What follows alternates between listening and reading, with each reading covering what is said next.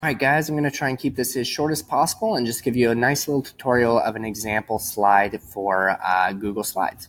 So here's the slide, really simple, but uses several features. I'm going to start from scratch and show you how to do it. So background first, I'm going to go into color, and then it's not solid, it's gradient. So I'm going to go into here, custom.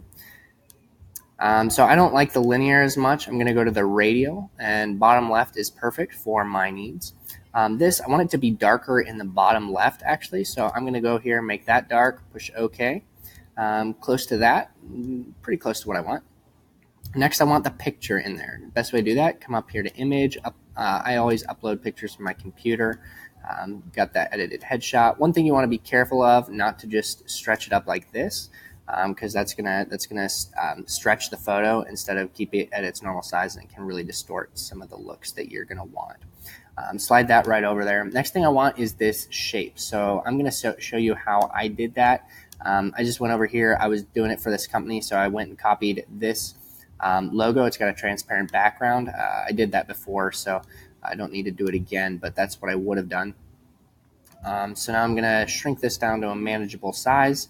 Next, what I'm going to actually do is I'm going to copy this. So Command C and then Command V, pull one down here, and then I am going to crop it. So I just want each of them kind of individually, so that's why I'm going to crop it. So I'm just going to say enter there, and then do the exact opposite on this one. Bring that right over to there and enter. Okay, so now I'm going to make that way bigger because that's how I have the other one, and center it in between. You notice those red lines. Those will help you get stuff centered. It's honestly even a little bigger, it looks like. So center that again right there. So obviously in this one, I don't have the arrows. So how do I do that? I'm going to show you a really easy way. Might not be the best way, but it's the best way that I found. So I'm just going to go into insert. Actually, first, what I'm going to do, you need this eyedropper tool or some sort of tool in your Google Chrome or whatever you're using to get the color from the page.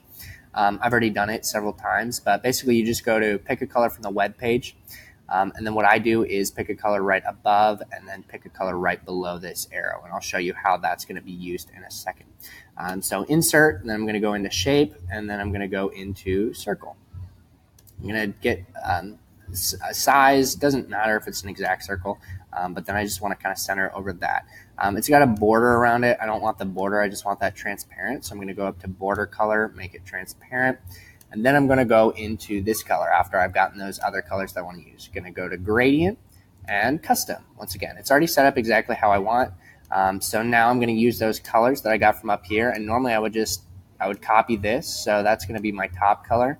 I'm just going to copy that, and then right here, go into there, custom colors, boom, got the top one, and then this one, I would do the same thing. I've already got it in here though, so I don't need to, and boom, watch that thing, the arrows completely disappear. It's like a whole new logo. So I would normally, also this is going to disappear.